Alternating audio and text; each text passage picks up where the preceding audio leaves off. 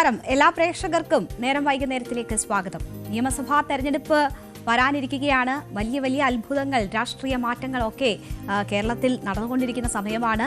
ഇന്ന് 2020 BJPയിൽ ചേർന്നതാണ് അത്തരത്തിൽ വന്ന ഏറ്റവും പുതിയ വാർത്ത. അപ്പോൾ BJP ഇവിടെ അവരുടെ മുന്നണി വിപുലീകരിക്കുന്നു എന്നതാണ് കാണുന്ന കാഴ്ച. വലിയ അത്ഭുതങ്ങൾ പ്രതീക്ഷിക്കാം എന്നതാണ് രാജീവ് ചന്ദ്രശേഖർ പറയുന്നത്. അതുപോലെ തന്നെ നേരത്തെ തന്നെ കോൺഗ്രസ് വലിയ വിസ്മയങ്ങൾ ഉണ്ടാകുമെന്ന് പറഞ്ഞതാണ്. അപ്പോൾ അതൊക്കെ കാണാനും കേൾക്കാനും മലയാളികൾ ഇങ്ങനെ തയ്യാറായി നിൽക്കുകയാണ്. നമുക്ക് വിശദമായി ഇന്നത്തെ വാർത്തകൾ നോക്കാം. എല്ലാ പ്രേക്ഷകർക്കും സ്വാഗതം.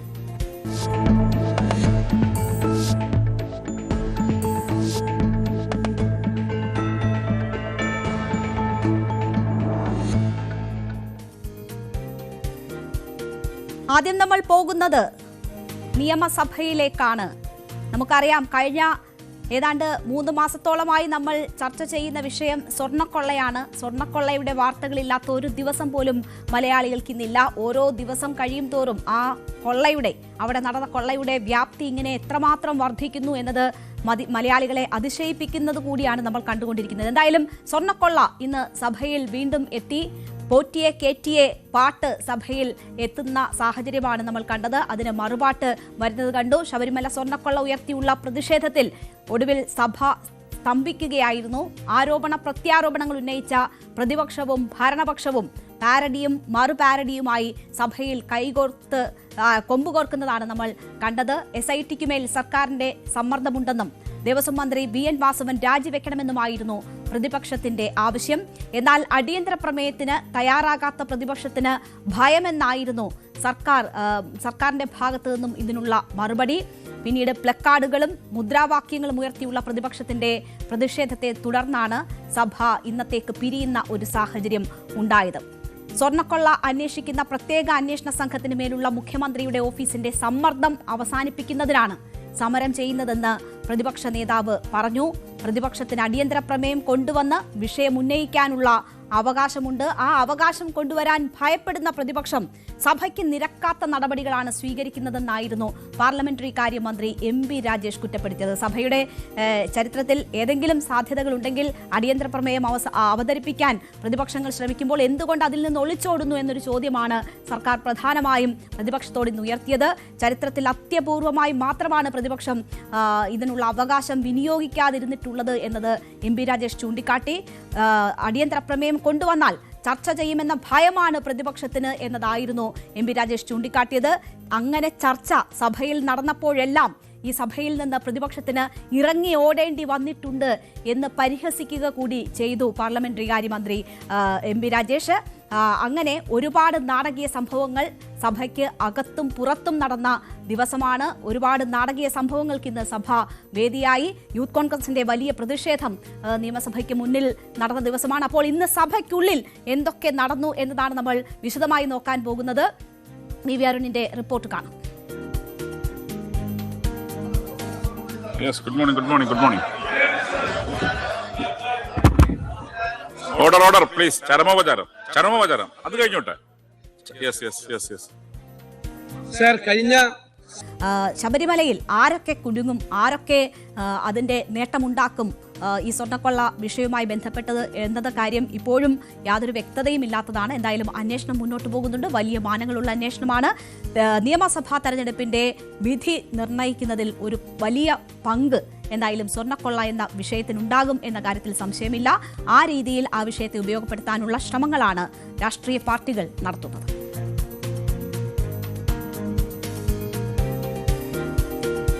നേരത്തെ സൂചിപ്പിച്ചതുപോലെ കേരള രാഷ്ട്രീയത്തിൽ ഒരു നിർണായക നീക്കം നടന്ന ദിവസമാണ് ഇന്ന്. സാബു ജേക്കബിന്റെ നേതൃത്വത്തിലുള്ള 2020 പാർട്ടി NDAയിൽ ചേർന്നിരിക്കുന്നു.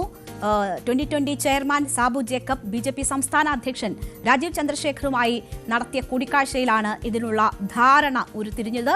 കൂടിക്കാഴ്ചയ്ക്ക് പിന്നാലെ ഇരുവരും സംയുക്ത വാർത്താ സമ്മേളനത്തിലൂടെയാണ് ഈ മുന്നണി പ്രവേശനം സംബന്ധിച്ചുള്ള പ്രഖ്യാപനം നടത്തിയിരിക്കുന്നത്. കേരളത്തിൽ ആസന്നമായ നിയമസഭാ തെരഞ്ഞെടുപ്പിൽ വലിയ മുന്നേറ്റം ലക്ഷ്യമിട്ടുകൊണ്ടാണ് BJP നീക്കങ്ങൾ നടത്തുന്നത്. അതിന്റെ ഭാഗം തന്നെയാണ് 2020യുമായി നടന്നു വന്ന ചർച്ചകൾ. വളരെ സസ്പെൻസ് ആയിരുന്നു അത്. ഇന്ന് വളരെ അവിചാരിതമായ ഒരു പ്രഖ്യാപനത്തിലൂടെ രാജീവ് ചന്ദ്രശേഖർ മാധ്യമങ്ങളോട് പറയുകയായിരുന്നു. പക്ഷേ നേരത്തെ തന്നെ ഈ വിധത്തിലുള്ള ഒരുപക്ഷെ 2020-ക്ക് ഇവിടെ കൂട്ടുചേരാൻ പറ്റുന്ന മുന്നണി എന്ന് പറയുന്നത് NDA ആണ് എന്ന തരത്തിലൊക്കെയുള്ള വിലയിരുത്തലുകൾ വളരെ മുമ്പ് തന്നെ വന്നിട്ടുള്ളതാണ്. അതിന്റെ പ്രഖ്യാപനം എന്ന നിലയിലേക്ക് ഇന്ന് കാര്യങ്ങൾ എത്തുകയായിരുന്നു. പ്രധാനമന്ത്രി നരേന്ദ്രമോദി നാളെ തിരുവനന്തപുരത്ത് എത്തുകയാണ്. വികസന രേഖ അവതരിപ്പിക്കാൻ, തിരുവനന്തപുരം കോർപ്പറേഷന്റെ വികസന രേഖ അവതരിപ്പിക്കാൻ വേണ്ടിയാണ് 45 ദിവസത്തിനുള്ളിൽ പ്രധാനമന്ത്രിയെ എത്തിക്കുമെന്ന BJPയുടെ വാക്ക് പാലിച്ചുകൊണ്ട് 27 ദിവസമാകുമ്പോഴേക്ക് പ്രധാനമന്ത്രി എത്തുന്നത്. ആ വേദിയിലായിരിക്കും 2020-യുടെ മുന്നണി പ്രവേശനം സംബന്ധിച്ചുള്ള ഔദ്യോഗിക പ്രഖ്യാപനം ഉണ്ടാവുക എന്നതാണ് മനസ്സിലാക്കുന്നത്. ഇന്ന് അക്കാര്യങ്ങൾ മാധ്യമങ്ങൾക്ക് മുന്നിൽ അവതരിപ്പിക്കുകയായിരുന്നു. മോദി എത്തും മുൻപ് തന്നെ കേരള രാഷ്ട്രീയത്തിലെ വിസ്മയമായി അവതരിപ്പിക്കുകയായിരുന്നു രാജീവ് ചന്ദ്രശേഖർ ഇന്നത് ചെയ്തത്. അമിത്ഷാ കേരളത്തിലെത്തിയപ്പോൾ സാബു ജേക്കബുമായി ചില ചർച്ചകൾ നടത്തിയിരുന്നു. ഇതിനൊപ്പം രാജീവ് ചന്ദ്രശേഖറും 2020-യെ NDA മുന്നണിയിലെത്തിക്കാനായുള്ള നീക്കങ്ങൾ ശക്തമാക്കിയിരുന്നു. ഇതിന്റെ എല്ലാം ഒടുവിലാണ് ഇന്ന് ഒരു കൂടിക്കാഴ്ച നടക്കുകയും അതിൽ ഔദ്യോഗിക തീരുമാനങ്ങൾ ഉണ്ടാവുകയും ചെയ്തത്. കൂടിക്കാഴ്ചയ്ക്ക് പിന്നാലെയാണ് ഇരുവരും വാർത്താ സമ്മേളനത്തിലൂടെ ഇക്കാര്യങ്ങൾ പ്രഖ്യാപിക്കുന്നത്. ഇത് ഞങ്ങൾക്ക് ഒരു വലിയ സന്തോഷകരമായ ദിവസമാണ്. ഇന്ന് NDAന്റെ ഭാഗമായി 2020 ജോയിൻ ചെയ്യുന്നു. നാളെ പ്രധാനമന്ത്രി നരേന്ദ്രമോദിജി പങ്കെടുക്കുന്ന പ്രോഗ്രാമിൽ 2020 സാബുജിയും ഒഫീഷ്യലായിട്ട് PM-ന്റെ പ്രസൻസിൽ NDAന്റെ ഭാഗമാവും. അപ്പോൾ 2020 എന്ന പാർട്ടി നമുക്ക് എല്ലാവർക്കും അറിയാം, കുറച്ചു കാലമായിട്ട് 2016 മുതൽ വികസനം, ജനങ്ങളുടെ പ്രശ്നങ്ങൾ പരിഹരിക്കുന്ന ഒരു വികസനം പ്രാക്ടീസ് ചെയ്യുന്ന ഒരു പാർട്ടിയാണ്. അതിന്റെ അപ്പുറം സാബുജി ഈ നാട്ടിൽ ഒരു വളരെ ജോബ് ക്രിയേറ്റർ ആയ ഒരു ഓentrepreneur-ഉമാണ്. അദ്ദേഹത്തിന്റെ ട്രാക്ക് റെക്കോർഡും അദ്ദേഹത്തിന്റെ ബിസിനസ് ആക്യുമെൻ കുറിച്ച് ഞങ്ങൾക്ക് എല്ലാവർക്കും ബഹുമാനമുണ്ട്. മലയാളിയായ എനിക്ക് അഭിമാനമുണ്ട്. അദ്ദേഹത്തെ ഈ സ്റ്റേറ്റിൽ നിന്ന് എങ്ങനെ പുറത്താക്കി തെലങ്കാനയിൽ പോയി 20,000 അവിടെ തൊഴിലവസരങ്ങൾ അവിടെ സൃഷ്ടിച്ചു. അപ്പോൾ NDAന്റെ ഭാഗമായി 2020 ഇന്ന് വരുമ്പോൾ അത് NDAന്റെ ആവശ്യമാണ്. പക്ഷെ അതിന്റെ ഒപ്പം എല്ലാ മലയാളികളുടെ ആവശ്യമാണ് അദ്ദേഹം ഇവിടെ വന്ന് അദ്ദേഹത്തിന്റെ ആ ജോബ് ക്രിയേഷൻ ട്രാക്ക് റെക്കോർഡ് തുടരണം. വികസിത കേരളത്തിന്റെ വലിയൊരു ഭാഗമായിട്ട് ആ ഒരു ഇക്കണോമിക് ആക്ടിവിറ്റി തുടരുന്നതെന്ന് ഞങ്ങൾ എല്ലാവരും ആവശ്യമാണ്. വികസിത കേരളമാണ് BJP ഈ നിയമസഭാ തെരഞ്ഞെടുപ്പിൽ കേരളത്തിൽ ഉയർത്തുന്ന മുദ്രാവാക്യം. രാജീവ് ചന്ദ്രശേഖർ തന്നെയാണ് ആ രീതിയിലുള്ളൊരു കാഴ്ചപ്പാട് BJPക്ക് കേരളത്തിൽ നൽകിയിരിക്കുന്നത്. കേരളം പിടിക്കണമെങ്കിൽ വികസനം പറഞ്ഞു മാത്രമേ സാധ്യമാകൂ എന്ന നിരീക്ഷണത്തിന്റെ അടിസ്ഥാനത്തിലാണ് അത്തരമൊരു സമീപനം BJP സ്വീകരിക്കുന്നത്. അതിന് ഏറ്റവും സ്വീകാര്യനായ വ്യക്തി, അതിലൊപ്പം കൂട്ടാൻ പറ്റുന്ന ഏറ്റവും അനുയോജ്യനായ വ്യക്തി എന്ന നിലയിലാണ് സാബു ജേക്കബിനെ രാജീവ് ചന്ദ്രശേഖർ അവതരിപ്പിക്കുന്നത്. ഒപ്പം അദ്ദേഹത്തിന്റെ 2020 എന്ന പാർട്ടിയെയും 2020 രൂപീകരണത്തിന് ശേഷം ആദ്യമായിട്ടാണ് 2020 ഒരു പ്രധാന മുന്നണിയുടെ ഭാഗമായി നിൽക്കുന്നത്. മറ്റ് മുന്നണികൾ ഒത്തുചേർന്ന് തങ്ങളെ തോൽപ്പിക്കാൻ ശ്രമിക്കുന്നു എന്നതാണ് 2020 പറഞ്ഞുകൊണ്ടിരുന്നത്. തദ്ദേശ തെരഞ്ഞെടുപ്പിന്റെ സമയത്തൊക്കെ 23 പാർട്ടികൾ ഒപ്പം നിന്ന് ഞങ്ങളെ തോൽപ്പിക്കാൻ ശ്രമിക്കുന്നു, അവർക്കൊക്കെ ഭയമാണ് ഞങ്ങളെ എന്ന രീതിയിൽ 2020 അവകാശവാദങ്ങൾ ഉന്നയിച്ചിരുന്നു. എന്തായാലും നാളെ പ്രധാനമന്ത്രി നരേന്ദ്രമോദി തലസ്ഥാനത്ത് എത്തുമ്പോൾ ആയിരിക്കും ഔദ്യോഗികമായിട്ടുള്ള ഈ പ്രഖ്യാപനം ഒന്നുകൂടി നടക്കുക. നാളെ പ്രധാനമന്ത്രി എത്തുമ്പോൾ ഔദ്യോഗിക പ്രഖ്യാപനം നടക്കുമ്പോൾ ആ വേദിയിൽ സാബു ജേക്കബ് ഉണ്ടാകും എന്നതാണ് അറിയിക്കുന്നത്. അപ്പോൾ അദ്ദേഹത്തിന് ആ രീതിയിലുള്ള ഒരു വലിയ അംഗീകാരം നൽകിക്കൊണ്ട് തന്നെ പാർട്ടിക്കൊപ്പം നിർത്തുക എന്നാണ് BJP ഉദ്ദേശിക്കുന്നത്. LDF-ഉം UDF-ഉം മാറി മാറി ഭരിച്ച് ഈ കേരളത്തെ കട്ടുമുടിച്ച് ഇവിടെ ഈ നാട് നശിപ്പിക്കുന്ന കണ്ട് മനം മടുത്തിട്ടാണ് ഇതിനൊരു മാറ്റം വരുത്തണം, അതിനു വേണ്ടിയിട്ടാണ് ഞാൻ രാഷ്ട്രീയത്തിലേക്ക് വന്നത്. അങ്ങനെയാണ് ഞങ്ങൾ 2020 എന്ന ഒരു പാർട്ടി ഉണ്ടാക്കിയതും കഴിഞ്ഞ 14 വർഷക്കാലമായിട്ട് ഞങ്ങളുടെ പാർട്ടി ഒഫീഷ്യലായിട്ട് രജിസ്റ്റർ ചെയ്തത് 10 വർഷമേ ആയിട്ടുള്ളൂ. പക്ഷെ 14 വർഷമായിട്ട് ഞങ്ങൾ കേരളത്തിന്റെ വികസനത്തിന് വേണ്ടിയിട്ട്, ജനങ്ങളുടെ ക്ഷേമത്തിന് വേണ്ടിയിട്ട് ഒട്ടനവധി മാതൃകാപരമായ കാര്യങ്ങൾ ഞങ്ങൾ നടപ്പിലാക്കി. ഞങ്ങളെ ഇല്ലാതെയാക്കണം എന്ന് വിചാരിച്ചവർക്ക് ഞങ്ങൾ എങ്ങനെ ഈ കേരളത്തെ മാറ്റിയെടുക്കുമെന്ന് കാട്ടിക്കൊടുക്കണം. അതിന് ഞങ്ങൾ ആലോചിച്ച് തീരുമാനിച്ച ഒരു സംഗതിയാണ് NDAയോടൊപ്പം, മോഡി സർക്കാരിനോടൊപ്പം, അവരുടെ വികസന കാഴ്ചപ്പാടിനോടൊപ്പം ഈ കേരളത്തെ മാറ്റിയെടുക്കാനായിട്ടുള്ള ദൗത്യം ഞങ്ങൾ ഏറ്റെടുക്കാനുണ്ടായത്. അപ്പോ വലിയ പ്രതീക്ഷകളാണ് ഇരുവരും മുന്നോട്ട് വെക്കുന്നത്. കേരളത്തെ മാറ്റിയെടുക്കാനുള്ള ശ്രമം ഒറ്റയ്ക്ക് സാധ്യമാകില്ല എന്ന് കണ്ടതിനാലാണ് BJPക്കൊപ്പം കൂടുന്നത് എന്നതാണ് 2020 ചെയർമാൻ പറയുന്നത്. മാത്രവുമല്ല, BJP 2020യെ സംബന്ധിച്ച് അവർക്ക് UDFുമായോ LDFുമായോ സഹകരിക്കുക സാധ്യമല്ല. അപ്പോൾ അനുയോജ്യമായ സഖ്യം എന്ന നിലയിലാണ് BJPക്കൊപ്പം ചേരാൻ 2020 തീരുമാനമെടുക്കുന്നത്. 2020യും BJPയുമായുള്ള കൂട്ടുകെട്ട് ഒരു ചലനവും ഉണ്ടാക്കില്ല എന്നതാണ് ഇതുമായി ബന്ധപ്പെട്ട് CPMന്റെ ആദ്യ പ്രതികരണം വരുന്നത്. CPM എറണാകുളം ജില്ലാ സെക്രട്ടറി S. സതീഷാണ് ഈ പ്രതികരണം നടത്തിയിരിക്കുന്നത്. ഫ്യൂഡൽ സ്വഭാവമുള്ള സാബു ജേക്കബിന് അതിന് ചേർന്ന പാർട്ടിയാണ് ഇപ്പോൾ ലഭിച്ചിരിക്കുന്നത് എന്നത് സാബു ജേക്കബ് പറയുന്നു. പാർട്ടിയുടെ യഥാർത്ഥ സ്വഭാവം ജനങ്ങൾക്ക് മനസ്സിലായിട്ടുണ്ട്. അതിൽ കൂടുതൽ കൊഴിഞ്ഞുപോക്കുകൾ ഇനി ഉണ്ടാകും എന്ന് കൂടി S. സതീഷ് പറഞ്ഞു. 2020 ഇപ്പോൾ BJP പോയിട്ടുണ്ട് എന്നുള്ളത് വലിയ അത്ഭുതപ്പെടുത്തുന്ന ഒരു വാർത്തയല്ല. കാരണം ഞങ്ങൾ നേരത്തെ തന്നെ 2020 പോകുന്നത് BJP പാളയത്തിലേക്കാണ് എന്നതിനെ സംബന്ധിച്ച് ചൂണ്ടിക്കാണിച്ച പാർട്ടിയാണ്. യഥാർത്ഥത്തിൽ BJPയുടെ ഏജന്റാണ് സാബു ജേക്കബ് എന്നുള്ളതാണ് യാഥാർത്ഥ്യം. BJPക്ക് തനിച്ച് വളരാൻ കഴിയാത്ത സാഹചര്യത്തിൽ ഇത്തരത്തിലുള്ള കോർപ്പറേറ്റ് സംവിധാനങ്ങളെല്ലാം കൂടെ നിർത്തിക്കൊണ്ട് വളരാൻ കഴിയുമോ എന്ന BJPയുടെ പരീക്ഷണത്തിന്റെ കേരളത്തിലെ ഏജന്റായിരുന്നു സാബു ജേക്കബ് എന്നുള്ളതാണ് യാഥാർത്ഥ്യം. ഒരു സംശയം വേണ്ട, കേരളത്തിന്റെ ജനത വളരെ മതനിരപേക്ഷപരമായി ചിന്തിക്കുന്നവരാണ്. അവർ ഈ നീക്കത്തിനെ ശക്തിയായി ചെറുത്തു തോൽപ്പിക്കുന്നതിന് ആവശ്യമായ സമീപനം സ്വീകരിക്കും. കുന്നത്തുനാട്ടിലെ ജനങ്ങളെ സാബു ജേക്കബ് BJPക്ക് പണയം വെച്ചു എന്നായിരുന്നു എറണാകുളം DCC പ്രസിഡന്റ് മുഹമ്മദ് ഷിയാസിന്റെ ആരോപണം. കമ്പനി നിലനിൽക്കണമെങ്കിൽ BJPക്കൊപ്പം കൂടേണ്ടുന്ന അവസ്ഥയാണ് സാബു ജേക്കബിനെന്ന് മുഹമ്മദ് ഷിയാസ് പറയുന്നു. സാബു ജേക്കബിന് ആമാശയത്തിന്റെ പ്രശ്നമാണ് എന്ന വിമർശനമാണ് മുഹമ്മദ് ഷിയാസ് ഉയർത്തിയത്. ജനങ്ങൾ കൈവിട്ട് കഴിഞ്ഞെന്ന് ബോധ്യമായപ്പോഴാണ് ഇത്തരമൊരു തീരുമാനമുണ്ടായത് എന്നതാണ് മുഹമ്മദ് ഷിയാസ് ചൂണ്ടിക്കാട്ടുന്നത്. കേരളത്തിലെ മുഴുവൻ രാഷ്ട്രീയ പാർട്ടികളും അഴിമതിക്കാരും സ്വജനപക്ഷപാതികളും ഒന്നിനും കൊള്ളില്ലാത്തവരാണ് എന്ന് പറഞ്ഞിട്ടാണ് അരാഷ്ട്രീയവാദിയായ സാബു ജേക്കബ് 2020 രൂപീകരിച്ചത്. ആ 2020യുടെ നേതൃത്വത്തിലാണ് പഞ്ചായത്ത് തെരഞ്ഞെടുപ്പിലും പിന്നീട് നിയമസഭാ തെരഞ്ഞെടുപ്പിലും പാർലമെന്റ് തെരഞ്ഞെടുപ്പിലും ഇപ്പോൾ ഈ കഴിഞ്ഞ തദ്ദേശ തെരഞ്ഞെടുപ്പിലും മത്സരിച്ചത്. ജനാധിപത്യവാദികളായിട്ടുള്ള ഒരാളും സാബുവിൻ്റെ ഒപ്പം പോവില്ല, അത് ഉറപ്പ്. 2020യുടെ ഈ പരീക്ഷണം ഇവിടെ അവസാനിച്ചു. അത് നനഞ്ഞ പടക്കമായി മാറി. 2020 നനഞ്ഞ പടക്കമാണ്. അതൊന്നും കോൺഗ്രസിനെയോ UDFിനെയോ അതിനപ്പുറത്ത് ജനാധിപത്യ വിശ്വാസികളെയോ വിലക്കടക്കാമെന്നോ അല്ലെങ്കിൽ ഇല്ലായ്മ ചെയ്യാമെന്നോ വിചാരിക്കേണ്ട. അതെല്ലാം അവസാനിച്ചിരിക്കുകയാണ്.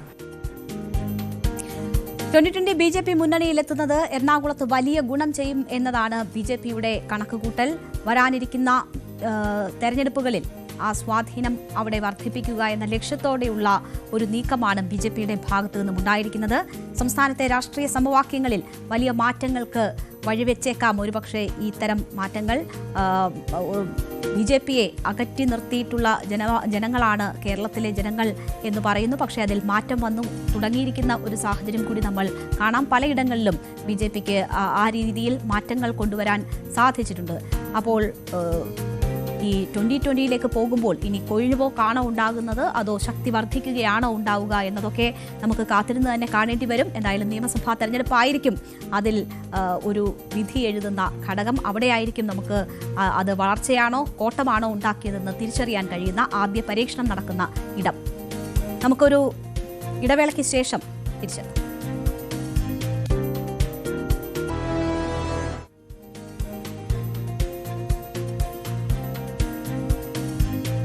സമൂഹ മാധ്യമത്തിലൂടെ അധിക്ഷേപം നേരിട്ടതിനെ തുടർന്ന് യുവാവ് ജീവനൊടുക്കിയ സംഭവം കഴിഞ്ഞ ദിവസങ്ങളിലൊക്കെ നമ്മൾ ചർച്ച ചെയ്ത് വരുന്ന ഒരു വിഷയമാണ്.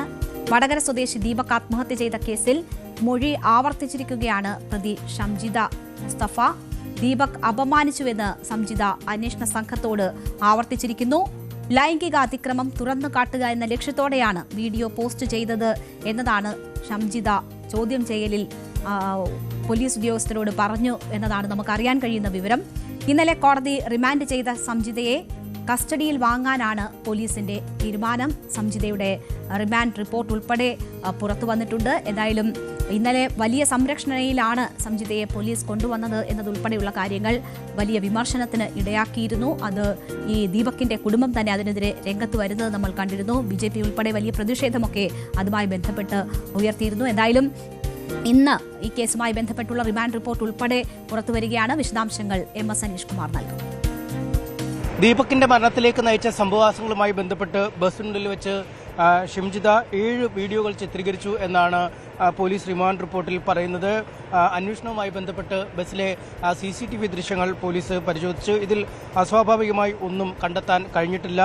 വീഡിയോ ചിത്രീകരിച്ചതിന്റെ അല്ലെങ്കിൽ അതിനുശേഷം അത് പ്രചരിപ്പിച്ചതിന്റെ മനോവിഷമത്തിലാണ് ദീപക് ആത്മഹത്യ ചെയ്തത്. വീഡിയോ തന്റെ മാതാപിതാക്കളോ ബന്ധുക്കളോ കണ്ടാൽ വളരെ മോശമായ ലൈംഗിക വൈകൃതമുള്ളവനായി താൻ ചിത്രീകരിക്കപ്പെടുമെന്ന് ദീപക് കരുതി. ഇതാണ് ആത്മഹത്യയിലേക്ക് നയിച്ചത്. അസിസ്റ്റന്റ് പ്രൊഫസർ യോഗ്യതയുള്ള മുൻ പഞ്ചായത്ത് അംഗം കൂടിയായ ഷംജിദയ്ക്ക് നിയമത്തെക്കുറിച്ച് കൃത്യമായ ബോധ്യമുണ്ടായിരുന്നു അല്ലെങ്കിൽ അവബോധമുണ്ടായിരുന്നു. എന്നിട്ടും അടുത്തുള്ള പോലീസ് സ്റ്റേഷനോ അല്ലെങ്കിൽ മറ്റ് അധികാരികളെയോ അറിയിക്കാതെ ഇത്തരത്തിലുള്ള വീഡിയോകൾ ചിത്രീകരിച്ച് സമൂഹ മാധ്യമത്തിൽ പങ്കുവയ്ക്കുകയായിരുന്നു. ഈ കാര്യങ്ങൾ ആണ് റിമാൻഡ് റിപ്പോർട്ടിൽ പറയുന്നത്. അതുകൊണ്ട് തന്നെ ഇത്തരമൊരു വീഡിയോ പ്രചരിപ്പിക്കുമ്പോൾ അത് മാനഹാനി ഭയന്ന് ഈ യുവാവ് ആത്മഹത്യ ചെയ്യും എന്ന് കൃത്യമായി തന്നെ അറിയാവുന്ന ആളായിരുന്നു ഇവർ എന്നും പറയുന്നു. ബസ്സിനുള്ളിൽ ഇത്രയധികം സംഭവങ്ങൾ നടന്നു എന്ന് പറയുമ്പോഴും അല്ലെങ്കിൽ അസ്വാഭാവികമായ കാര്യങ്ങൾ നടന്നു എന്ന് പറയുമ്പോഴും ഒന്നും സംഭവിക്കാത്ത രീതിയിൽ സ്വാഭാവികമായാണ് ബസ്സിൽ നിന്നും ഷംജിദ പുറത്തേക്കിറങ്ങിയത്. ബസ് ജീവനക്കാരോട് ഒരു പരാതിയും ഈ സംബന്ധിച്ച് നൽകിയിട്ടില്ല. വടകര, പയ്യന്നൂർ തുടങ്ങിയ സ്റ്റേഷനുകളിലോ മറ്റ് സ്ഥലങ്ങളിലോ യാതൊരു പരാതിയും ഷംജിദ നൽകിയിട്ടില്ല എന്നും റിമാൻഡ് റിപ്പോർട്ട് പറയുന്നു. അന്വേഷണം പ്രാഥമിക ഘട്ടത്തിലാണ്. ഈ ഷംജിദയുടെ ഫോൺ പരിശോധനയ്ക്കായി എടുത്തിരുന്നു. അതിന്റെ വിശദമായ പരിശോധനാ ഫലം ലഭിക്കേണ്ടതുണ്ട്. മറ്റ് സാക്ഷികളായ ആളുകളിൽ നിന്നും അതിൽ യാത്രക്കാരായ ആളുകൾ, ബസ് ജീവനക്കാർ എന്നിവരിൽ നിന്നും മൊഴിയെടുക്കേണ്ടതുണ്ട്. ഒപ്പം ഈ പുറത്തേക്ക് ഇവരെ ഇപ്പോൾ ഈ അന്വേഷണത്തിന്റെ ആദ്യഘട്ടത്തിൽ ജാമ്യം നൽകി വിട്ടാൽ അത് സമൂഹത്തിന് ഒരു തെറ്റായ സന്ദേശം നൽകും. സമാനമായ കുറ്റകൃത്യങ്ങൾ ഏർപ്പെട്ട് അല്ലെങ്കിൽ മറ്റു സ്ത്രീകളും സമാനമായ കാര്യങ്ങൾ ചെയ്ത് കൂടുതൽ ആത്മഹത്യകളിലേക്ക് ആളുകളെ നയിക്കാൻ സാധ്യതയുണ്ട് എന്നും ഈ റിമാൻഡ് റിപ്പോർട്ട് വ്യക്തമാക്കുന്നുണ്ട്. എന്തായാലും ഇന്നലെയാണ് ഷംജിദയെ അറസ്റ്റ് ചെയ്ത് അതിനുശേഷം കുന്നമംഗലം കോടതിയിൽ ഹാജരാക്കിയാണ് റിമാൻഡ് ചെയ്ത്. ഈ റിമാൻഡ് റിപ്പോർട്ടിലാണ് ഇക്കാര്യങ്ങൾ പരാമർശിക്കുന്നത്. ഇന്ന് ഈ ഷംജിദയുടെ ജാമ്യ ഹർജി കുന്നമംഗലം കോടതിയിൽ സമർപ്പിച്ചിട്ടുണ്ട്. ജാമ്യ ഹർജിയിൽ ശനിയാഴ്ച വാദം കേൾക്കും എന്നാണ് കോടതി ഇപ്പോൾ അറിയിച്ചിരിക്കുന്നത്. ഇതുമായി ബന്ധപ്പെട്ട് നേരത്തെ ഷംജിദ പോലീസിന് നൽകിയ മൊഴിയുടെ വിശദാംശങ്ങളും പുറത്തു വന്നിരുന്നു. സംഭവം നടന്നതിന് തൊട്ടു പിന്നാലെ തന്നോട് മോശമായി പെരുമാറി അല്ലെങ്കിൽ ലൈംഗികമായ ഉദ്ദേശത്തോടുകൂടി ദീപക് പെരുമാറി എന്നായിരുന്നു അവർ മൊഴി നൽകിയത്. അറസ്റ്റിലായ ശേഷം പോലീസിന് നൽകിയ മൊഴിയിലും ഇക്കാര്യത്തിൽ അല്ലെങ്കിൽ നേരത്തെ പറഞ്ഞ കാര്യങ്ങളിൽ ഉറച്ചു നിൽക്കുകയായിരുന്നു ഷംജിദ. ഈ മോശമായ ഉദ്ദേശത്തോടുകൂടി തന്നെയാണ് ദീപക് തന്റെ ശരീരത്തിൽ സ്പർശിച്ചു എന്ന് തന്നെ പറയുകയും ചെയ്യുന്നു. എന്നാൽ അതിന് വിഭിന്നമായ കാര്യങ്ങളാണ് ഇപ്പോൾ പോലീസ് കോടതിയിൽ സമർപ്പിച്ചിരിക്കുന്ന റിമാൻഡ് റിപ്പോർട്ടിൽ ചൂണ്ടിക്കാണിച്ചിരിക്കുന്നത്. എന്തായാലും ഇതൊക്കെയാണ് റിമാൻഡ് റിപ്പോർട്ടിലെ വിവരങ്ങൾ. നേരത്തെ തന്നെ സംജിത ഈ ആദ്യം ഉന്നയിച്ച കാര്യങ്ങളിൽ ഉറച്ചു നിൽക്കുന്ന സാഹചര്യമായിരുന്നു. തനിക്ക് മോശം അനുഭവം ബസ്സിൽ വെച്ച് ഉണ്ടായി എന്ന കാര്യം തന്നെയാണ് ഷംജിദ ഇപ്പോൾ അന്വേഷണ സംഘത്തോടും പറഞ്ഞിരിക്കുന്നത്. അതേസമയം തന്നെ മറ്റൊരു നീക്കം കൂടി ഷംജിദയുടെ ഭാഗത്തു നിന്നും ഉണ്ടാകുന്നു. ഇതിൽ ആദ്യം വടകര പോലീസിൽ താൻ വാക്കാൽ പരാതിപ്പെട്ടിരുന്നു എന്നതാണ് ഷംജിദ പറഞ്ഞത്. എന്നാൽ വടകര പോലീസ് ഈ കാര്യങ്ങൾ നിഷേധിക്കുകയാണ് ചെയ്തത്. അവർക്ക് വാക്കാൽ പോലും യാതൊരു തരത്തിലുമുള്ള പരാതി ലഭിച്ചിട്ടില്ല എന്ന കാര്യമാണ് അവർ സൂചിപ്പിച്ചിരുന്നത്. എന്തുകൊണ്ട് ഷംജിദ പരാതിപ്പെട്ടില്ല എന്നതാണ് ഷംജിദയെ എതിർക്കുന്നവരൊക്കെ ആദ്യം അവർക്കെതിരെ ഉയർത്തുന്ന പ്രധാനപ്പെട്ട ഒരു ചോദ്യം അതായിരുന്നു. ഇവർക്ക് മോശം അനുഭവം നേരിട്ടെങ്കിൽ ആദ്യം ചെയ്യേണ്ടത് അത് പരാതിപ്പെടുകയായിരുന്നു. ചെയ്യണമായിരുന്നു, അത് ചെയ്തിട്ടില്ല. അതുകൊണ്ട് തന്നെ ആ വാദം ശരിയല്ല എന്നാണ് എല്ലാവരും ചൂണ്ടിക്കാട്ടിയത്. ഇപ്പോൾ ഏറ്റവും ഒടുവിൽ ഷിംജിത ഈ കാര്യങ്ങൾ ചൂണ്ടിക്കാട്ടി പോലീസിൽ പരാതി നൽകിയിരിക്കുന്നു എന്ന വിവരമാണ് വരുന്നത്. പയ്യന്നൂർ പോലീസിന് ഇമെയിൽ വഴിയാണ് ഈ പരാതി ലഭിച്ചിരിക്കുന്നത്. അത് ഷിംജിത ഇപ്പോൾ പോലീസ് കസ്റ്റഡിയിലാണുള്ളത്. ഷിംജിതയല്ല ഈ പരാതി നൽകിയിരിക്കുന്നത്, ഷിംജിതയുടെ സഹോദരനാണ് നൽകിയിരിക്കുന്നത് ഈ പരാതി. ഇമെയിൽ വഴി പരാതി അയച്ചു കൊടുക്കുകയായിരുന്നു. പയ്യന്നൂരിലേക്ക് ബസ്സിൽ യാത്ര ചെയ്യുന്നതിനിടെ ഒരു പുരുഷൻ മോശമായി സ്പർശിച്ചു എന്നും അത് വീഡിയോയിൽ ചിത്രീകരിച്ചു എന്നുമാണ് ഈ പരാതിയിൽ പറയുന്നത്. എന്നാൽ ആരാണ് സ്പർശിച്ചത് എന്നത് ഈ പരാതിയിൽ പറയുന്നില്ല. സംഭവത്തിൽ പ്രാഥമിക അന്വേഷണം തുടങ്ങിയതായാണ് ഇപ്പോൾ പയ്യന്നൂർ പോലീസ് അറിയിച്ചിരിക്കുന്നത്. എന്തായാലും ഏറ്റവും ഒടുവിൽ ഷിംജിതയുടെ ഭാഗത്തു നിന്നുകൂടി ഒരു പരാതി ഉണ്ടാവുകയാണ്. അത് പയ്യന്നൂർ പോലീസിനാണ് ആ പരാതി ഇമെയിലിൽ അയച്ചിരിക്കുന്നത്. ഷിംജിതയുടെ സഹോദരനാണ് അയച്ചിരിക്കുന്നത്. അപ്പോഴും ഈ സംഭവം ഉണ്ടായി, അത് വലിയ തരത്തിൽ പ്രചരിച്ചു, വലിയ വിവാദമായി ചർച്ചയായി, ദീപകിന്റെ മരണത്തിലേക്ക് അത് നയിച്ചു. അതിനുശേഷവും എന്തുകൊണ്ട് ഇത്രയും വൈകി പരാതി നൽകാൻ എന്ന ഒരു ചോദ്യം അവിടെ ഉയരുകയാണ്. ഇതിപ്പോൾ അറസ്റ്റിലായതിന് ശേഷം ഒരു ദിവസം പിന്നിടുമ്പോഴാണ് ഇത്തരം ഒരു പരാതി വന്നിരിക്കുന്നത്. അത് സഹോദരൻ ഇമെയിൽ മുഖേന പയ്യന്നൂർ പോലീസിലേക്ക് നൽകിയ പരാതിയിലാണ്. എന്തായാലും അതിൽ പ്രാഥമിക പരിശോധനകൾ ആരംഭിച്ചിട്ടുമുണ്ട്.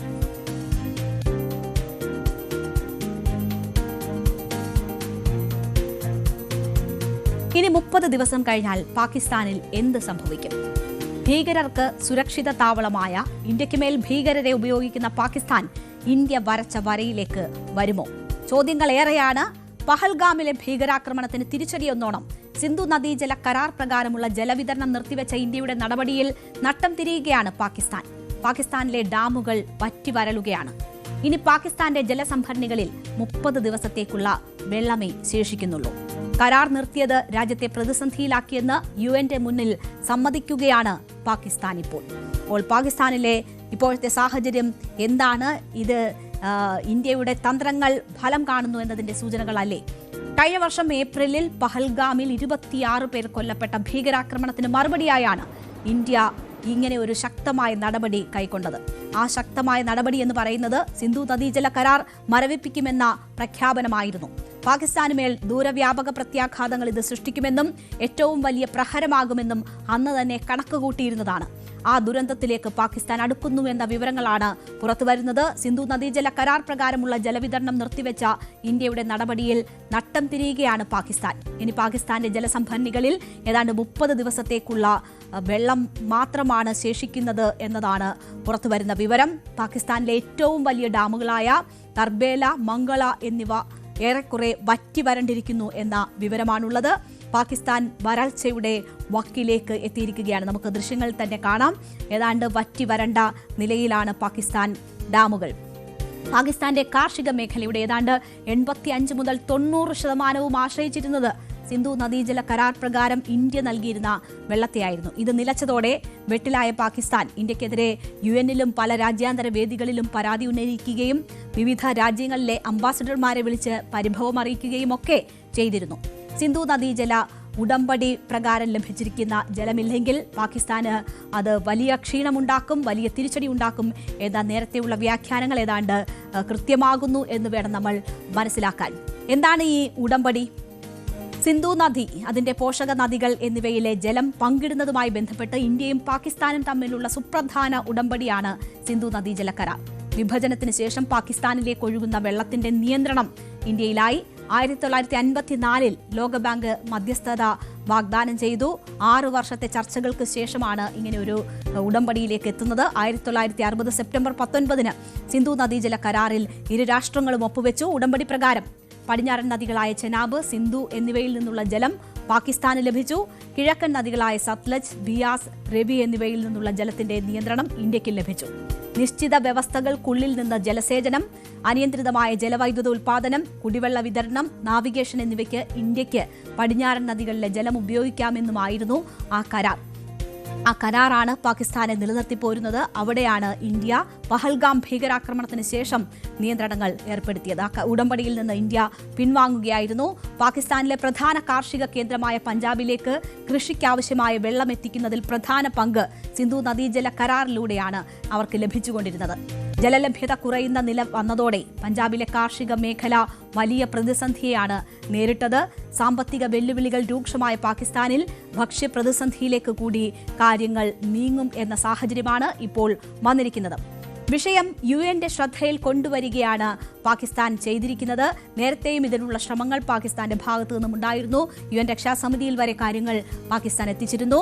കരാർ നിർത്തിവെക്കാനുള്ള ഇന്ത്യയുടെ തീരുമാനം പാകിസ്ഥാന്റെ ജലസുരക്ഷയ്ക്കും പ്രാദേശിക സ്ഥിരതയ്ക്കും വലിയ പ്രതിസന്ധി സൃഷ്ടിച്ചിട്ടുണ്ടെന്ന് പാകിസ്ഥാൻ പറയുന്നു. ഐക്യരാഷ്ട്രസഭയിലെ പാകിസ്ഥാന്റെ ആക്ടിംഗ് സ്ഥിരം പ്രതിനിധി Usman Jadoon global water bankruptcy policy round ടേബിളിൽ സംസാരിക്കവെയാണ് ഇക്കാര്യം ഇപ്പോൾ അറിയിച്ചിരിക്കുന്നത്. കാനഡയിലെ പെർമനന്റ് മിഷനും യുണൈറ്റഡ് നേഷൻസ് യൂണിവേഴ്സിറ്റിയും ചേർന്നാണ് റൗണ്ട് ടേബിൾ സംഘടിപ്പിച്ചത്. അവിടെയാണ് പാകിസ്ഥാൻ ഈ വിഷയം ഇപ്പോൾ ഉന്നയിച്ചിരിക്കുന്നത്. കഴിഞ്ഞ വർഷം ഏപ്രിലിൽ ഇന്ത്യയുടെ തീരുമാനത്തെ തുടർന്ന് കരാർ ലംഘിക്കപ്പെട്ടുവെന്ന പാകിസ്ഥാൻ പ്രതിനിധി പറഞ്ഞു. ഇന്ത്യ മനഃപൂർവ്വം ജലം ആയുധമായി ഉപയോഗിക്കുന്നു എന്നതാണ് പാകിസ്ഥാന്റെ ആരോപണം. കരാർ നിയമപരമായി ബാധകമാണ്. ഇന്ത്യക്ക് ഏകപക്ഷീയമായി സസ്പെൻഡ് ചെയ്യാനോ പരിഷ്കരിക്കാനോ ഇന്ത്യക്ക് അനുവാദമില്ല എന്ന കാര്യവും പാകിസ്ഥാൻ അവിടെ അറിയിക്കുകയാണ്. അതേസമയം ഇന്ത്യയുടെ നിലപാട് എന്താണ് എന്നത് പ്രഖ്യാപിച്ചിട്ടുള്ളതാണ്. പാകിസ്ഥാൻ ഭീകരവാദം പൂർണ്ണമായും അവസാനിപ്പിക്കാതെ കരാർ പുനഃസ്ഥാപിക്കില്ല എന്ന ഉറച്ച നിലപാടാണ് ഈ വിഷയത്തിൽ ഇന്ത്യ സ്വീകരിച്ചിരിക്കുന്നത്. വെള്ളവും രക്തവും ഒരുമിച്ചൊഴുകില്ല എന്ന് പ്രധാനമന്ത്രി നരേന്ദ്രമോദി നേരത്തെ തന്നെ വ്യക്തമാക്കിയിരുന്നതാണ്. ഇന്ത്യയുടെ നടപടി പാകിസ്ഥാനെതിരായ യുദ്ധപ്രഖ്യാപനമായി കാണുമെന്നും ഇതിനിടെ പാകിസ്ഥാൻ സർക്കാർ അഭിപ്രായപ്പെട്ടിരുന്നു. യുഎൻ രക്ഷാസമിതി, Organisation of Islamic Cooperation, Shanghai സഹകരണ കൗൺസിൽ തുടങ്ങിയ തലങ്ങളിലെല്ലാം പാകിസ്ഥാൻ പരാതി ഉന്നയിച്ചിട്ടുണ്ട്. ഇന്ത്യ വെള്ളത്തെ ആയുധവൽക്കരിച്ചു എന്ന് പാകിസ്ഥാൻ ആരോപിച്ചു ഇന്ത്യക്കെതിരെ. എന്നാൽ പാകിസ്ഥാൻ ഭീകരവാദത്തെ സ്വന്തം നയമായി സ്വീകരിക്കുന്നിടത്തോളം കാലം സിന്ധു നദീജല കരാർ പുനഃസ്ഥാപിക്കില്ല എന്ന ഉറച്ച നിലപാടിൽ തന്നെയാണ് ഈ പല വിധത്തിലുള്ള സമ്മർദ്ദങ്ങൾ പാകിസ്ഥാൻ ചെലുത്താൻ ശ്രമിച്ചപ്പോഴെല്ലാം ഇന്ത്യ ആവർത്തിച്ച് വ്യക്തമാക്കിക്കൊണ്ടിരിക്കുന്നത്. ആ നിലപാടിൽ ഇന്ത്യ യാതൊരു മയപ്പെടുത്തലും നടത്തിയിട്ടില്ല. പക്ഷേ ഇനി 30 ദിവസത്തേക്കുള്ള വെള്ളം മാത്രമാണ് പാകിസ്ഥാനിൽ അവശേഷിക്കുന്നത്. വെള്ളവും രക്തവും ഒരുമിച്ചൊഴുകില്ല എന്നതാണ് ഇന്ത്യയുടെ നിലപാട്. സ്വന്തം പൗരന്മാരെ ആക്രമിക്കാൻ ഭീകരരെ അയക്കുന്ന രാജ്യത്തോട് ഒരു രാജ്യത്തിന് ആ നിലപാട് സ്വീകരിക്കാനുള്ള എല്ലാ അവകാശവുമുണ്ട് എന്നത് തന്നെയാണ് ഇന്ത്യ മനസ്സിലാക്കുന്നത്. ഇന്ത്യ ആ നിലപാടെടുക്കാൻ കാരണം അതാണ്. സാധാരണക്കാരെ വരെ ബാധിക്കുന്ന തരത്തിൽ ജലപ്രതിസന്ധി നേരിടുമ്പോഴെങ്കിലും ഭീകരർക്ക് സംരക്ഷണം നൽകുന്നത് അവസാനിപ്പിച്ച് അത് ഇന്ത്യയെ ബോധ്യപ്പെടുത്താൻ പാകിസ്ഥാൻ ശ്രമിക്കും എന്ന് നമുക്ക് പ്രതീക്ഷിക്കാം.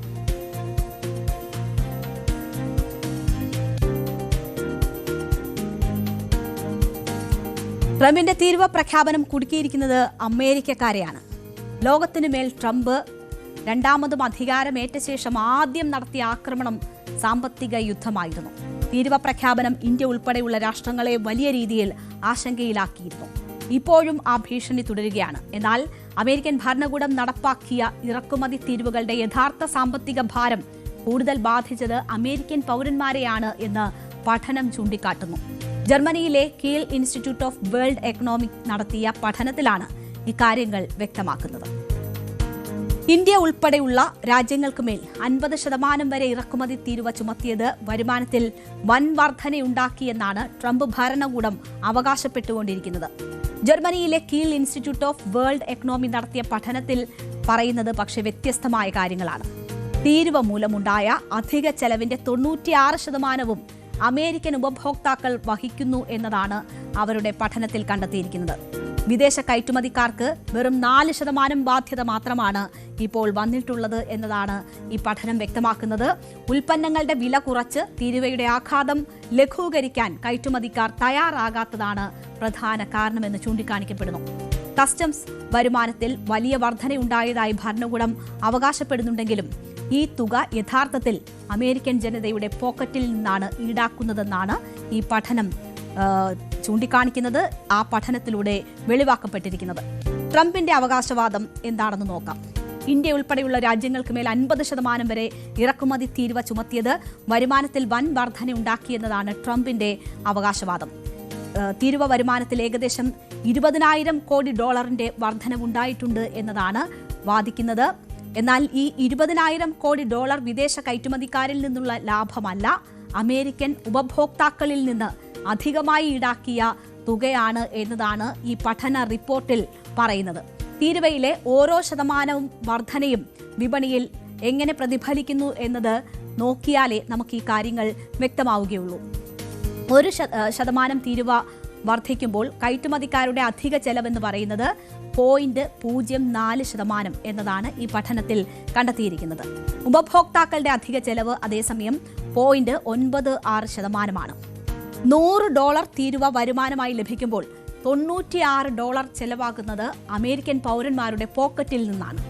കനത്ത താരിഫ് ഈടാക്കിയിട്ടും ഉൽപ്പന്നങ്ങൾക്ക് വില കുറയ്ക്കാൻ ഇന്ത്യ ഉൾപ്പെടെയുള്ള രാഷ്ട്രങ്ങൾ തയ്യാറാകാത്തതാണ് ഇതിനുള്ള കാരണം. താരിഫ് പ്രഖ്യാപനത്തിന് ശേഷം കയറ്റുമതി വോളിയം 18 മുതൽ 24% കുറഞ്ഞതായാണ് കണക്കാക്കുന്നത്. എന്നാൽ വില കുറയ്ക്കാത്തതിനാൽ ഉയർന്ന താരിഫ് നൽകി ഉൽപ്പന്നങ്ങൾ വാങ്ങേണ്ടുന്ന അവസ്ഥയിലാണ് അമേരിക്കൻ പൗരന്മാർ. കയറ്റുമതിയുടെ അളവ് കുറച്ചുകൊണ്ട് അതേ വില നിലനിർത്തിക്കൊണ്ട് ആണ് ഈ പ്രശ്നം കയറ്റുമതിക്കാർ പരിഹരിക്കാൻ ശ്രമിക്കുന്നത്. പക്ഷേ അവരെ സംബന്ധിച്ച് നഷ്ടങ്ങളുണ്ട്.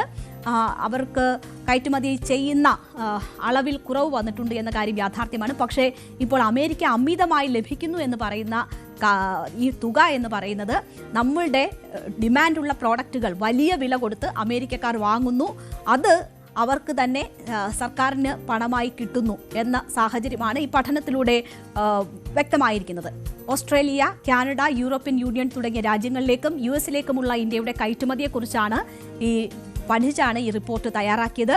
ഉൽപ്പന്നങ്ങളുടെ വില കുറച്ച് താരിഫിന്റെ 4% ബാധ്യത മാത്രമാണ് ആഗോള കയറ്റുമതിക്കാർ ഏറ്റെടുത്തിരിക്കുന്നത്. ബാക്കി മുഴുവൻ നികുതിയും നൽകിയത് US പൗരന്മാർ. $4 ലക്ഷം കോടി മൂല്യം വരുന്ന 2.5 കോടി ചരക്കിടപാടുകളുടെ കണക്കുകളാണ് പരിശോധിച്ചത്. അത് പരിശോധിച്ചുകൊണ്ടാണ് ഈ പഠനം നടത്തിയിരിക്കുന്നത്. ഏറ്റവും കൂടുതൽ തീരുവ ചുമത്തിയിട്ടുള്ള ഇന്ത്യയുടെയും ബ്രസീലിന്റെയും ചരക്ക് നീക്കത്തിലെ വ്യതിയാനവും ഇതിൽ ഉൾപ്പെടുത്തിയിട്ടുണ്ട്. പക്ഷേ കണക്കുകൾ ഇതൊക്കെയാണ് എങ്കിൽ തന്നെയും തീരുവ തുടരാൻ തന്നെയാണ് ട്രംപിന്റെ തീരുമാനം. കഴിഞ്ഞ ദിവസം സ്വിറ്റ്സർലൻഡിലെ ദാവോസിൽ നടന്ന വേൾഡ് എക്കണോമിക് ഫോറത്തിലും തീരുവയെ അനുകൂലിക്കുകയായിരുന്നു ട്രംപ് ചെയ്തത്. ട്രംപ് അത് വലിയ അവകാശവാദമായി തന്നെ ഈ പണമൊക്കെ തൻ്റെ നടപടികളിലൂടെ കൂടുതലായി അമേരിക്കയ്ക്ക് ലഭിക്കുന്നുണ്ട് എന്ന വീമ്പിളക്കുകയാണ് ട്രംപ് ചെയ്തുകൊണ്ടിരിക്കുന്നത്. അമേരിക്കൻ സമ്പദ് വ്യവസ്ഥയെ സംരക്ഷിക്കുന്നതിനായി ഇറക്കുമതി തീരുവ ശക്തമായി തുടരുമെന്ന് അമേരിക്കൻ പ്രസിഡന്റ് ഡൊണാൾഡ് ട്രംപ് അവിടെയും വ്യക്തമാക്കി. അമേരിക്കയിൽ മുൻപില്ലാത്ത വിധം ആളുകൾ നിക്ഷേപം നടത്തുന്നുണ്ട് എന്നതാണ് ട്രംപ് ചൂണ്ടിക്കാട്ടിയത്. നവംബർ 5 തെരഞ്ഞെടുപ്പ് ഫലം നിക്ഷേപകർക്ക് രാജ്യത്തിന്റെ സാമ്പത്തിക നയങ്ങളിൽ കൂടുതൽ വിശ്വാസം നൽകി. ഈ തെരഞ്ഞെടുപ്പ് ഇറക്കുമതി തീരുവകളെക്കുറിച്ചുള്ള വ്യക്തമായ കാഴ്ചപ്പാട് നൽകിയതായും ട്രംപ് പറഞ്ഞു. അമേരിക്ക ചൂഷണം ചെയ്യപ്പെടുകയായിരുന്നു. വളരെ പെട്ടെന്ന് തന്നെ ഈ സാഹചര്യം മാറ്റിമറിക്കാൻ തന്റെ ഭരണകൂടത്തിന് സാധിച്ചതായും ട്രംപ് അവകാശപ്പെട്ടു. തീരുവ ഏർപ്പെടുത്തിയതിലൂടെ മാത്രം ഇതുവരെ $600 ബില്യൺ അമേരിക്കയിലേക്ക് എത്തിയതായാണ് ട്രംപ് വെളിപ്പെടുത്തിയത്. ഈ വരുമാനം വരും വർഷങ്ങളിൽ ഇതിലും വലിയ തോതിൽ വർദ്ധിക്കും എന്ന പ്രതീക്ഷയാണ് ട്രംപ് പുലർത്തുന്നത്. വലിയ ആത്മവിശ്വാസമാണ് ഈ ഉയർത്തിയ താഴ്വയിലൂടെ അമേരിക്കയെ വലിയ രീതിയിൽ പുഷ്ടിപ്പെടുത്താമെന്ന ആത്മവിശ്വാസം ട്രംപ് ഇപ്പോഴും വെച്ചു പുലർത്തുന്നുണ്ട്. ഏതായാലും ഗ്രീൻലൻഡ് ഏറ്റെടുക്കാനുള്ള നീക്കത്തെ എതിർക്കുന്ന 8 യൂറോപ്യൻ രാജ്യങ്ങൾക്ക് മേൽ പ്രത്യേക തീരുവ ചുമത്തുന്നതിൽ നിന്നും ഡൊണാൾഡ് ട്രംപ് കഴിഞ്ഞ ദിവസം പിന്മാറിയിരുന്നു. 500% എന്ന തീരുവ ഭീഷണി ഒരു ഭാഗത്ത് ഇപ്പോഴും നിലനിൽക്കുന്നുണ്ട് ഇന്ത്യ ഉൾപ്പെടെയുള്ള രാഷ്ട്രങ്ങൾക്ക്. എന്തായാലും പഠനങ്ങൾ ട്രംപിന്റെ കണ്ണ് തുറപ്പിക്കട്ടെ എന്നതാണ് നമുക്ക് പറയാനുള്ളത്. സ്വന്തം പൗരന്മാരുടെ പണം പിരിച്ചാണ് താരിഫ് നയത്തെ ട്രംപ് ന്യായീകരിക്കുന്നത്, ട്രഷറി നിറയ്ക്കുന്നത്. എന്തായാലും താരിഫ് ഒഴിവാക്കാനും വ്യാപാര കരാർ യാഥാർത്ഥ്യമാകാനുമൊക്കെ ഈ പഠനം ഉപകരിക്കട്ടെ എന്ന് നമുക്ക് പ്രതീക്ഷിക്കാം. ഇനി മറ്റു ചില പ്രധാന വാർത്തകൾ വേഗത്തിൽ നോക്കാം. ഉമ്മൻചാണ്ടി തന്റെ കുടുംബം തകർത്തെന്ന് മന്ത്രി കെ പി ഗണേഷ് കുമാർ. മക്കളുമായി വേർപിരിയാൻ കാരണം ഉമ്മൻചാണ്ടി മധ്യസ്ഥത വഹിച്ച് തന്റെ കുടുംബം ഇല്ലാണ്ടാക്കി. ഉമ്മൻചാണ്ടിയാണ് തന്നെ ചതിച്ചത്, മന്ത്രിസഭയിൽ നിന്ന് ഒഴിവാക്കിയത് എന്തിനെന്ന് ചോദ്യം. ഉമ്മൻചാണ്ടി അങ്ങനെ ഒന്നും ചെയ്യില്ലെന്ന് CBIയോട് പറഞ്ഞ ആളാണ് താനെന്നും കെ പി ഗണേഷ് കുമാർ. ചാണ്ടി ഉമ്മന്റെ വിമർശനത്തിനാണ് ഗണേഷ് കുമാറിന്റെ മറുപടി. പ്രധാനമന്ത്രി നരേന്ദ്രമോദി നാളെ തിരുവനന്തപുരത്ത് 4 പുതിയ ട്രെയിനുകൾ ഫ്ളാഗ് ഓഫ് ചെയ്യും. ലൈഫ് സയൻസ് പാർക്കിൽ ഇന്നൊവേഷൻ ടെക്നോളജി ആൻഡ് ഓൺട്രപ്രണർഷിപ്പ് ഹബിന്റെ തറക്കല്ലിടലും മോദി നിർവഹിക്കും. BJP ആദ്യമായി ഭരണം പിടിച്ച തിരുവനന്തപുരം കോർപ്പറേഷന്റെ വികസന രൂപരേഖ പുറത്തിറക്കും. മോദിയുടെ വരവോടെ BJPയുടെ നിയമസഭാ തെരഞ്ഞെടുപ്പ് പ്രചാരണത്തിന് ഔദ്യോഗിക തുടക്കമാകും. ദീർഘദൂര വോൾവോ എയർ കണ്ടീഷൻ ബസ്സിൽ ഇനി ഫുഡ് ഡെലിവറി സേവനം. യാത്രക്കാർ ഓർഡർ ചെയ്യുന്ന ഫുഡ് അടുത്ത സ്റ്റോപ്പിൽ ബസ്സിലെത്തിക്കും. ചെക്കിംഗ് ഫുഡ് ഡെലിവറിയിൽ 25% കുറവ് ലഭ്യമാകും. ബസ്സിൽ ഒട്ടിച്ചിരിക്കുന്ന QR കോഡ് സ്കാൻ ചെയ്ത് വെബ്സൈറ്റ് വഴി ഫുഡ് ഓർഡർ ചെയ്യാം. നാളെ മുതൽ സേവനം ലഭ്യമാകും. തിരുവനന്തപുരം കമലേശ്വരത്ത് അമ്മയും മകളും ജീവനൊടുക്കിയ സംഭവത്തിൽ യുവതിയുടെ ഭർത്താവ് പിടിയിൽ. ആത്മഹത്യ ചെയ്ത ഭീമയുടെ ഭർത്താവ് ഉണ്ണികൃഷ്ണനെയാണ് പോലീസ് മുംബൈയിൽ പിടികൂടിയത്. വിദേശത്തേക്ക് കടക്കാൻ ശ്രമിക്കുന്നതിനിടെയാണ് മുംബൈ വിമാനത്താവളത്തിൽ വെച്ച് ഇയാൾ പിടിയിലായത്. ഇയാൾക്കെതിരെ കേസെടുത്ത പോലീസ് ലുക്കൌട്ട് നോട്ടീസ് പുറപ്പെടുവിച്ചിരുന്നു. ഗാർഹിക പീഡനത്തിനും ആത്മഹത്യാ പ്രേരണയ്ക്കുമാണ് ഉണ്ണികൃഷ്ണനെതിരെ കേസെടുത്തത്. ഉണ്ണികൃഷ്ണനെതിരെ ആത്മഹത്യാ കുറിപ്പിൽ പരാമർശമുണ്ടായിരുന്നു. ബുധനാഴ്ച വൈകിട്ടാണ് കമലേശ്വരം സ്വദേശികളായ സജിതയെയും മകൾ ഗ്രീമ രാജിനെയും വീടിനുള്ളിൽ മരിച്ച നിലയിൽ കണ്ടെത്തിയത്. കണ്ണൂർ തയ്യിൽ 1.5 വയസ്സുകാരനെ കടലിൽ ഭിത്തിയിലെറിഞ്ഞു കൊലപ്പെടുത്തിയ കേസിൽ അമ്മ ശരണ്യയ്ക്ക് ജീവപര്യന്തം തടവ്. തളിപ്പറമ്പ് അഡീഷണൽ സെഷൻസ് കോടതിയാണ് ശിക്ഷ വിധിച്ചത്. 1 ലക്ഷം രൂപ പിഴയും നൽകണം. കുഞ്ഞുങ്ങളോടുള്ള അമ്മമാരുടെ സ്നേഹം അനന്തമാണെന്നും നിർഭാഗ്യവശാൽ അവിടെ അമ്മ സ്വന്തം കുഞ്ഞിനെ ക്രൂരമായി കൊലപ്പെടുത്തിയതായും love you to the moon and back എന്ന വരികൾ ഉദ്ധരിച്ച് കോടതി പറഞ്ഞു. നിയമസഭാ തെരഞ്ഞെടുപ്പിൽ പിണറായി വിജയൻ NDAയ്ക്കൊപ്പം നിന്നാൽ ഭരണ തുടർച്ചയുണ്ടാകുമെന്ന കേന്ദ്രമന്ത്രി രാംദാസ് അത്തവാലയുടെ പരാമർശത്തിന് മറുപടിയുമായി CPM കണ്ണൂർ ജില്ലാ secretary KK Ragesh. CPM കേന്ദ്രമന്ത്രിമാരുടെ ഭിക്ഷക്കാരല്ല, കേന്ദ്രാനുകൂല്യമാരുടെയും ഔദാര്യമല്ല അത്തവാലയ്ക്ക് ജന്മികുടിയാൻ മനോഭാവമെന്ന് KK Ragesh. Palakkad Kallekkad ഹോസ്റ്റലിൽ സ്കൂൾ വിദ്യാർത്ഥിനി ജീവനൊടുക്കിയ സംഭവത്തിൽ റാഗിംഗ് ആരോപണവുമായി കുടുംബം. സീനിയർ വിദ്യാർത്ഥികൾ മർദ്ദിക്കാൻ ശ്രമിച്ചിരുന്നതാണ് രുദ്രയുടെ മരണത്തിന് കാരണമെന്ന് കുട്ടിയുടെ പിതാവ്. വ്യാസവിദ്യാപീഠം സ്കൂളിലെ ഹോസ്റ്റൽ വാർഡനെ ബുദ്ധിമുട്ടുകൾ അറിയിച്ചിരുന്നുവെന്നും സമഗ്ര അന്വേഷണം വേണമെന്നാവശ്യപ്പെട്ട് മുഖ്യമന്ത്രിക്ക് പരാതി നൽകിയെന്നും കുട്ടിയുടെ പിതാവ്. എന്നാൽ രുദ്രയുടെ കുടുംബം ഉന്നയിച്ച ആരോപണങ്ങൾ നിഷേധിച്ച് സ്കൂൾ അധികൃതർ രംഗത്തെത്തി. കുട്ടിയോ മാതാപിതാക്കളോ ഒരു പരാതി പോലും നൽകിയിട്ടില്ലെന്ന് school principal A. Chenthamarakshan.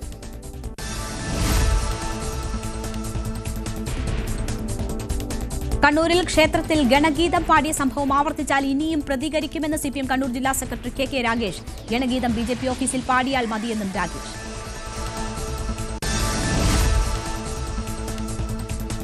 Thrissur കുന്നംകുളത്ത് നവജാത ശിശുവിന്റെ കൈവിരൽ അറ്റുപോയതിൽ ആശുപത്രിക്കെതിരെ പരാതിയുമായി കുടുംബം. കുന്നംകുളം മലയങ്കര ആശുപത്രിയിലാണ് സംഭവം. 5 ദിവസം മാത്രം പ്രായമുള്ള കുഞ്ഞിന്റെ വലത് കൈയിലെ തള്ളവിരലാണ് അറ്റുപോയത്. പന്നിത്തടം സ്വദേശികളായ ജിത്തു ഗ്രീഷ്മ ദമ്പതികളുടെ കുഞ്ഞിനാണ് വിരൽ നഷ്ടമായത്.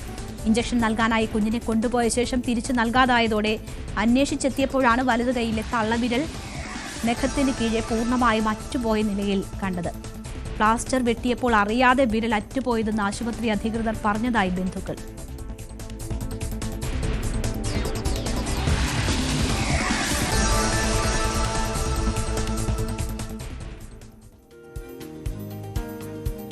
ഇനി സായന യാത്രയിലേക്ക്.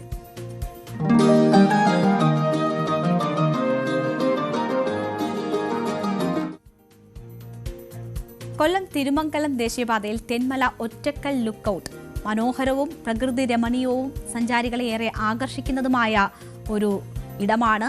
വിനോദസഞ്ചാര കേന്ദ്രം എന്ന് തന്നെ പറയാം. സന്ധ്യാനേരങ്ങളിലെ മഞ്ഞുവീഴ്ചയും എപ്പോഴും ചൂളം കുത്തിയെത്തുന്ന തണുത്ത കാറ്റുമൊക്കെ സഞ്ചാരികളെ ഇവിടേക്ക് ആകർഷിക്കുന്ന പ്രധാന ഘടകങ്ങളാണ്. ഞങ്ങളുടെ പ്രതിനിധി മനോജ് തയ്യാറാക്കിയ റിപ്പോർട്ട് കാണാം.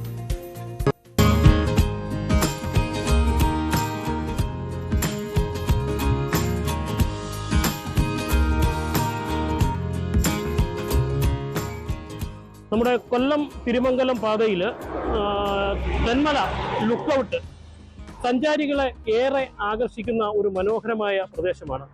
ഇതാണ് നമ്മുടെ ലുക്കൌട്ട്. ഇതിന് തൊട്ട് താഴെയാണ് ഒരു കല്ലട ഇറിഗേഷൻ പ്രോജക്റ്റിൻ്റെ ഒരു ജല സംവിധാനത്തിലുള്ള ഒരു വെള്ളക്കെട്ടും കാര്യങ്ങളൊക്കെ ഉള്ളത്. വളരെ മനോഹരമായ നിലയിലാണ് ഇത് ഒരുക്കിയിരിക്കുന്നത്. സഞ്ചാരികളെ ഏറെ ആകർഷിക്കുന്ന നിലയിൽ ഒരുക്കുന്നു. 1996 ബേബി ജോൺ ഇറിഗേഷൻ വകുപ്പ് മന്ത്രിയായിരിക്കുന്ന സമയത്താണ് ഈ പവലിയന്റെ നിർമ്മാണം പൂർത്തിയാകുന്നത്. ഈ പവലിയന് മുകളിൽ നിന്ന് ആൾക്കാർക്ക് ഇവിടെയുള്ള മനോഹരമായ ദൃശ്യങ്ങൾ കാണാൻ സാധിക്കുന്നു എന്നുള്ളതാണ് ഇതിന്റെ ഏറ്റവും വലിയ പ്രത്യേകത. അതുകൊണ്ട് തന്നെ നിരവധി സഞ്ചാരികളാണ് ജില്ലയിലുള്ളതും പുറത്തു നിന്നുമായ തമിഴ്നാട്ടിൽ നിന്ന് ഉൾപ്പെടെയുള്ളതുമായ നിരവധി സഞ്ചാരികളാണ് ഇവിടെ ഈ ലുക്കൌട്ട് കാണാനായി എത്തുന്നത്. സന്ധ്യാനേരങ്ങൾ ചിലവഴിക്കുവാൻ ഏറ്റവും മനോഹരമായ ഒരു പ്രദേശം കൂടിയാണിത്.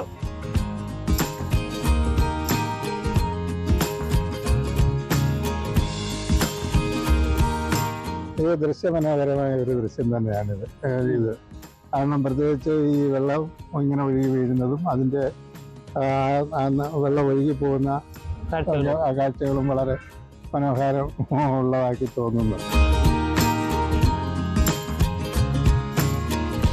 വളരെ നല്ല രീതിയിൽ ടൂറിസം മേഖലയെ പ്രയോജനപ്പെടുത്താൻ കഴിയുന്ന ഒരു പ്രോജക്റ്റാണ്. ടൂറിസത്തെ പ്രയോജനപ്പെടുത്തിക്കൊണ്ട് ഇവിടെ വിവിധ സംവിധാനങ്ങൾ, ഇവിടെ കുട്ടികൾക്ക് ഒരു പാർക്കോ ബുദ്ധിമുട്ടല്ലാത്ത രീതിയിലൊരു പാസൊക്കെ വെച്ച് ഗവൺമെന്റിന് തന്നെ അതൊരു ലാഭകരമായി കൊണ്ടുനടക്കാൻ കഴിയുന്ന അത്ര മനോഹരമായിട്ടുള്ള ഒരു സംവിധാനമാണിത്. ലുക്കൗട്ടിന്റെ അടുത്ത് തന്നെ ഇതിനോട് ചേർന്ന് തന്നെ അവരുടെ തന്നെ നിയന്ത്രണത്തിലുള്ളൊരു ചെറിയൊരു കടയുണ്ട്. ഇപ്പം സന്ധ്യാസമയങ്ങളിലൊക്കെ ഇവിടെ നല്ല തിരക്കാണ്. ഇപ്പോൾ ഒരു ഓഫ് ടൈം ആയതുകൊണ്ടാണ് തിരക്ക്. പക്ഷെ ഇവിടുത്തെ പ്രത്യേകത എന്ന് പറഞ്ഞു കഴിഞ്ഞാൽ ഈ വ്യത്യസ്തങ്ങളായ ഉപ്പിലിട്ട സാധനങ്ങൾ, ഇത് കൈതച്ചക്കയാണിത്. കൈതച്ചക്ക, നെല്ലിക്ക, മാങ്ങ, അത് മുളക്, മാങ്ങ, അങ്ങനെ വ്യത്യസ്തമായ രീതിയിലുള്ള ഉപ്പിലിട്ട സാധനങ്ങൾ, അതുപോലെ തന്നെ ഒരു ചായ സംവിധാനങ്ങൾ, ചെറിയ സ്നാക്സ്, കുട്ടികളുടെ ആകർഷിക്കുന്ന നിലയിലുള്ള അത്യാവശ്യ സംവിധാനങ്ങളും കാര്യങ്ങളും ഒക്കെ ഇവിടെ ഇവർ ഒരുക്കിയിട്ടുണ്ട്. അപ്പോൾ ഒരു സാധാരണ ശനി ഞായർ ദിവസങ്ങളിലാണ് അത്യാവശ്യം തിരക്ക് കൂടുതലായിട്ട് ഇവിടെ അനുഭവപ്പെടുന്നത്. സന്ധ്യാനേരങ്ങളിൽ ചെലവഴിക്കുവാൻ ഏറ്റവും മനോഹരമായ ഒരിടം കൂടിയാണിത്.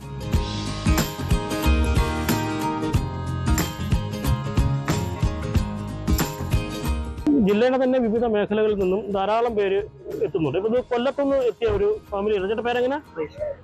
എങ്ങനെയുണ്ട് നമ്മുടെ ഈ കിഴക്കൻ മേഖലയിലെ ഈ ഒരു വിനോദസഞ്ചാര കേന്ദ്രം? ഇത് വളരെ മനോഹരമായിട്ടുള്ളൊരു സ്ഥലമാണ്. ഈ കുറച്ചും കൂടെ ഒരു വികസനം ഇത് കൊണ്ടുവരാമെന്ന് തോന്നിയിട്ടുണ്ട്. വരുമ്പോൾ അടിസ്ഥാന സൗകര്യങ്ങൾ കുറച്ചും കൂടെ ആയാൽ തോന്നിയിട്ടുണ്ട്. നിങ്ങൾ സാധാരണ വെക്കേഷൻ ടൈമുകളിൽ ഫാമിലി ആയിട്ടൊക്കെ കൂടെ ഇതുവഴി പോകുന്ന സമയങ്ങളെല്ലാം തികച്ചും ഒരു ശാന്തമായ ഒരു പ്രകൃതി. 1996 അന്നത്തെ ഇറിഗേഷൻ വകുപ്പ് മന്ത്രിയായിരുന്ന ബേബി ജോൺ ആണ് ഈ പവലിയൻ ഇവിടെ യാഥാർത്ഥ്യമാക്കിയത്. ഇത് സത്യം പറഞ്ഞാൽ നമ്മുടെ കിഴക്കൻ മലയോര മേഖലയിലെ ഏറ്റവും വലിയ ഒരു ആകർഷണമാണ്. അപ്പോൾ ഇത് വേണ്ട രീതിയിൽ പ്രയോജനപ്പെടുത്താൻ സർക്കാരിന് കഴിയുന്നില്ല എന്നുള്ളൊരു ആരോപണം നിലനിൽക്കുന്നുണ്ട്. അത് എന്തൊക്കെ സംവിധാനങ്ങളാണ് ഇവിടെ നമുക്ക് ഇനി ഇവിടെ ഒരുക്കാനായിട്ട് സാധിക്കുന്നത്? ഇക്കോ ടൂറിസത്തിൻ്റെ ആദ്യത്തെ ഒരു ഭാഗമായിട്ടാണ് ഈ ലുക്കൗട്ട് പവലിയൻ നമ്മൾ കാണുന്നത്. വിനോദസഞ്ചാരത്തിൽ എന്തെങ്കിലും പ്രശ്നങ്ങളുണ്ടെങ്കിൽ അത് പരിഹരിക്കുന്നതിന് ഒരു സെക്യൂരിറ്റിയുടെ ഒരു കുറവ് നമ്മളിപ്പോൾ കാണുന്നുണ്ട് നിലവിൽ. പിന്നെ അവരുടെ പ്രാഥമിക ആവശ്യങ്ങൾ നിർവഹിക്കുന്നതിന് ഒരു വാഷ്റൂം സംവിധാനം ഇവിടെ നേരത്തെ നിലവിലുണ്ടായിരുന്നു പറഞ്ഞു, ഇപ്പോൾ അത് പ്രവർത്തനരഹിതമാണ്.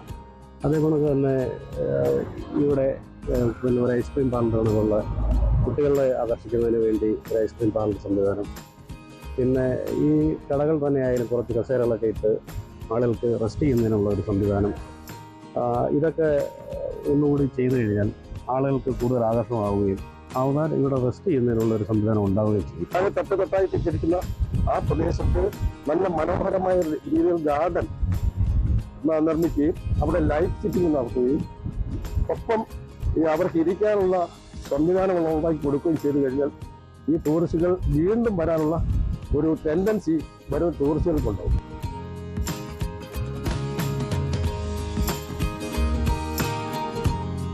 ഏറ്റവും പ്രകൃതി കനിഞ്ഞ് അനുഗ്രഹിച്ച ഒരു സ്ഥലമാണ് ഈ തമ്മല ഒറ്റക്കൽ ലുക്കൗട്ട്. ഒരു മനോഹരമായ ഏഷ്യയിലെ ഏറ്റവും മികച്ച ഒരു ടൂറിസം പദ്ധതിയായി മാറ്റിയെടുക്കാൻ കഴിയുന്നതാണ് ഈ തെന്മല എക്കോ ടൂറിസം പദ്ധതി. അതിൻ്റെ ഭാഗമായാണ് ഈ പവലിയനിൽ ഇവിടെ സ്ഥാപിച്ചിട്ടുള്ളത്. സഞ്ചാരികൾ ശാന്തമായി ഇരുന്ന് കാണാൻ ആഗ്രഹിക്കുന്ന, ഇഷ്ടപ്പെടുന്ന ഏറ്റവും മനോഹരമായ ഒരു സ്ഥലം കൂടിയാണിത്.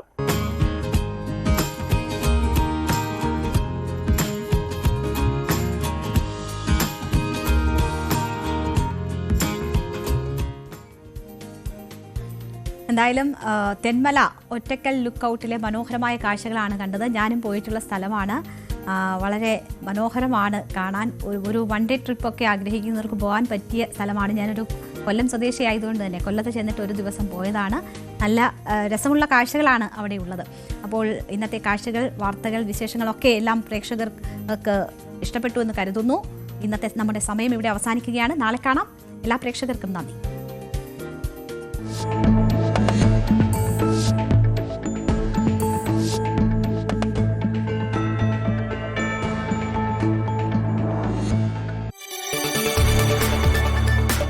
കൂടുതൽ വാർത്തകൾക്ക് news 18 Keralam YouTube channel subscribe ചെയ്യുക.